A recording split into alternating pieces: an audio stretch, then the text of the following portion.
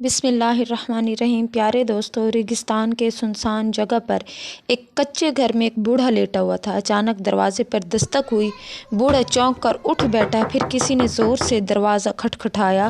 بوڑھا غصے سے بولا، دروازہ توڑنا ہے کیا؟ آ تو رہا ہوں۔ دروازہ کھولتے ہی وہ ٹھٹک گیا۔ سامنے ایک جوان خوبصورت لڑکی کھڑی تھی۔ بارش میں بھیگی ہوئی، کپڑے جسم سے چپکے ہوئے تھے، آنکھوں اور چہرے پر صاف ڈر دکھائی دے رہا تھا۔ اس کے بال بکھرے ہوئے تھے اور وہ کانپ رہی تھی۔ تو کیا ریگستان میں اکیلی یہاں ہے؟ یعنی تو یہاں اکیلی کیا کر رہی ہے؟ لڑکی نے کانپتی آواز میں کہا، مجھے اندر آنے دو، میں تمہارے ساتھ رہنا چاہتا ہوں۔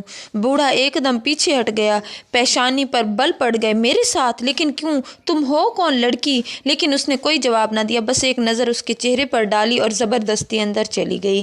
بوڑھا حیران رہ گیا اور غصے سے بولا، تم کون ہو اور تمہاری اتنی ہمت کہ میرے گھر میں یوں گھسی چلی آ رہی ہو؟ اگر کسی نے دیکھ لیا تو لوگ کیا سوچیں گے؟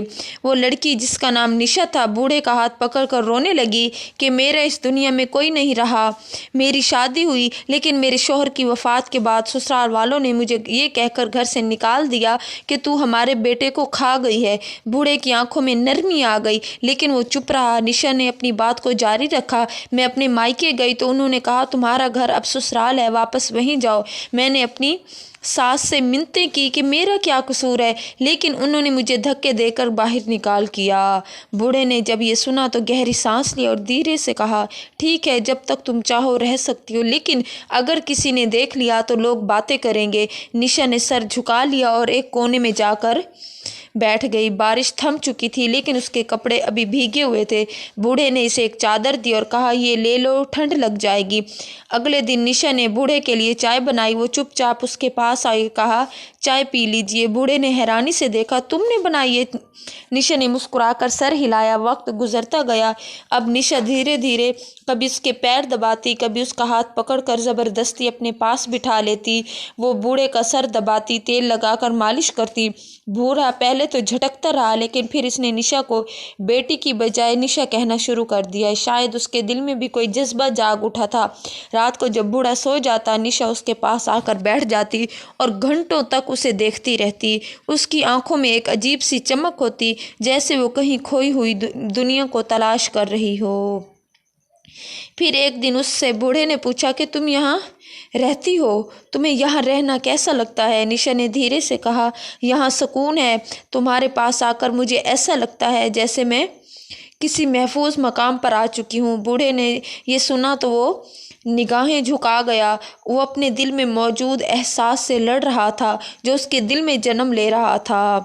ایک بوڑھا، وہ جس نے برسوں پہلے اپنے دل میں محبت کو دفن کر دیا تھا، اب ایک جوان لڑکی کی موجودگی اسے بے چین کر رہی تھی۔ نشا ایک دن بوڑھے کے ہاتھ پکڑ کر کہنے لگی، تم بہت اچھے ہو، دنیا نے مجھے ٹھکرایا لیکن تم نے مجھے پناہ دی۔ بوڑھے نے کچھ کہنا چاہا لیکن الفاظ اس کے ہونٹوں پر آ کر رک گئے۔ نشا نے مسکرا کر کہا، میں تمہارے لیے کچھ بناؤں؟ کھانے میں کیا پسند ہے؟ بوڑھے نے پہلی بار دل سے مسکرا کر کہا، جو تم بناؤ گی وہی پسند آ جائے گا۔ اب نشا روز بوڑھے کے لیے کھانا بناتی، اس کے کپڑے دھوتی اور گھر کی صفائی کرتی۔ وہ ایک بیوی کی طرح اس کے ساتھ رہنے لگی لیکن ان کے بیچ کوئی رشتہ نہ تھا، بس ایک خاموشی، ایک قربت۔ نشا نے محسوس کیا کہ اس کی زندگی میں رنگ بھر رہے ہیں۔ اب اس کے دل میں ایک چمک تھی، ایک امید، لیکن وہ جانتا تھا یہ سب دنیا کی نظروں میں عجیب سا رشتہ ہے جو کبھی بھی منظور نہیں کیا جائے گا۔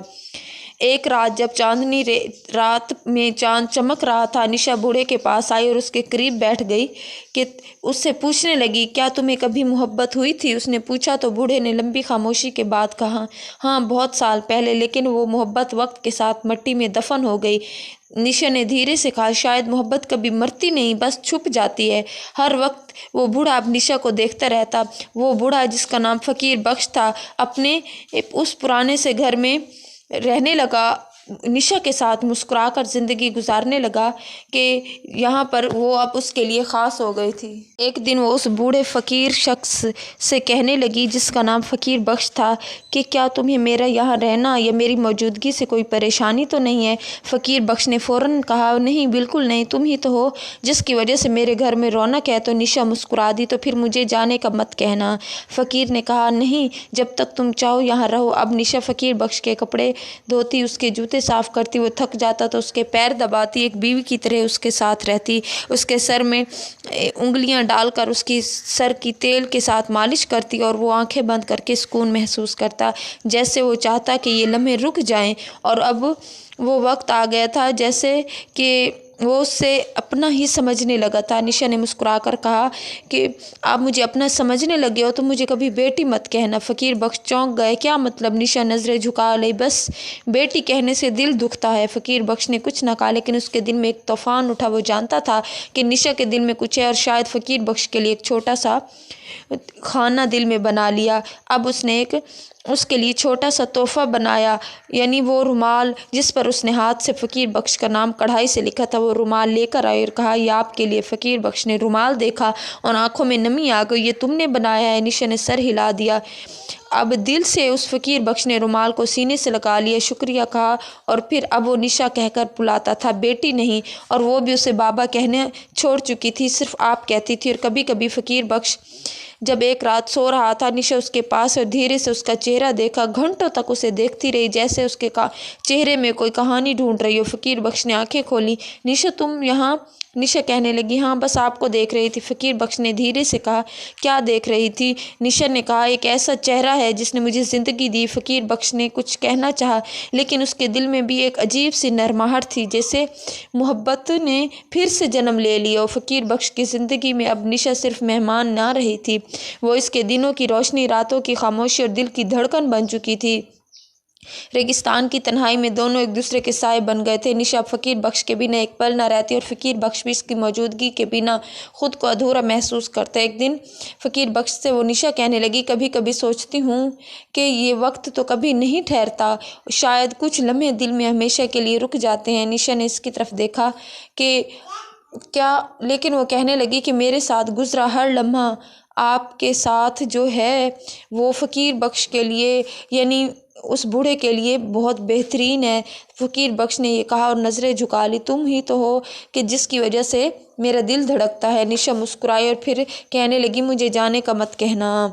एक दिन एक बूढ़ी औरत फ़कीर बख्श के घर आई और बोली, फ़कीर बख्श, लोग बातें कर रहे हैं, कहते हैं तुमने एक जवान लड़की को अपने घर में रखा हुआ है। फ़कीर बख्श ने शांत लहजे में जवाब दिया, इसे पनाह दी है, इज़्ज़त दी है। बूढ़ी औरत ने तनक कर कहा, इज़्ज़त या कुछ और? फ़कीर बख्श ने दरवाज़ा बंद कर दिया, लेकिन उसके दिल में एक कांटा चुभ गया। निशा ये सब कुछ सुन रही थी। उसने फ़ौरन फ़कीर बख्श से कहा कि कहीं तुम मुझे जाने का तो नहीं कहोगे? वो कहने लगा, नहीं नहीं, तुम यहाँ जब तक चाहो रह सकती हो। तो वो रोने लगी कि लोग तो बातें कर रहे हैं, आपकी इज़्ज़त को नुकसान पहुँच रहा है, तुम मेरी इज़्ज़त हो। निशा धीरे से उस बूढ़े ने कहा और फिर वो कहने लगी, मुझे अपना लो। ये सुनना था कि फ़कीर बख्श चौंक गया। क्या मतलब? निशा नज़रें झुका ली कि अब मुझसे शादी कर लो ताकि दुनिया को जवाब मिल जाए। फ़कीर बख्श ने लंबी खामोशी के बाद कहा, मैं बूढ़ा हूँ, तुम जवान हो, लोग क्या कहेंगे कि मैंने तुम्हें पनाह देकर फ़ायदा उठाया है? निशा ने कहा, लोग तो वैसे भी बातें करते हैं और अब भी उन्होंने सीधी बातें ही करनी है। तो अब उन्होंने खामोशी के साथ निकाह कर लिया। इनके रिश्ते की गवाही रेगिस्तान की खामोशी ने दी। अब निशा फ़कीर बख्श की बीवी थी। वो पहले से ज़्यादा मोहब्बत से उसका ख्याल रखती, उसके लिए खाना बनाती और उसके कपड़े धोती। फ़कीर बख्श ने महसूस किया कि उसकी ज़िंदगी का जो खालीपन था अब वो ख़त्म हो गया है। अब एक दिन वो बुखार में तप रहा था। निशा उसके पास बैठी, उसका माथा पूछ रही थी, दवा दे रही थी, दुआएं मांग रही थी कि अगर तू ना रहा तो मैं क्या करूँगी। निशा आंसुओं से भरी आंखों से उसकी तरफ देखती तो वो उसे कहता कि तुम जीना सीखो, तुम अपनी खातिर ना सही जो भी है, लेकिन तुम्हें जीना सीखना होगा। वो उसका हाथ थामने लगी तो फ़कीर बख्श की सांसें कमज़ोर पड़ने लगी थी।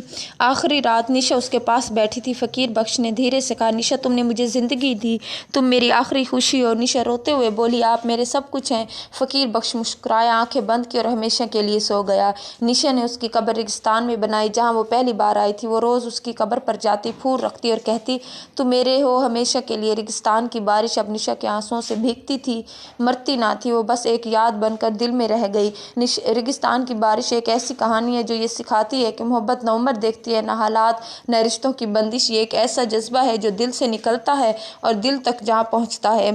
फ़कीर बख्श और निशा की कहानी हमें ये समझाती है कि दुनिया की ठुकराई हुई रूहों को अगर कोई सहारा दे तो वो मोहब्बत बन जाती है। तन्हाई में भी अगर कोई दूसरे दिल की धड़कन सुन ले तो ज़िंदगी बदल सकती है। लोग को क्या है, होता तो वही है जो सच होता है और जो दिलों में छुपा होता है, लेकिन वही मोहब्बत ज़िंदगी ही देती है। ये कहानी याद दिलाती है हमें कि कभी कभी सब कुछ खो देने के बाद भी इंसान वो कुछ पा लेता है जो सच में इसका होता है। अगर आपको ये कहानी पसंद आई हो तो आप हमारे इस कहानी को लाइक, चैनल को सब्सक्राइब ज़रूर कीजिएगा।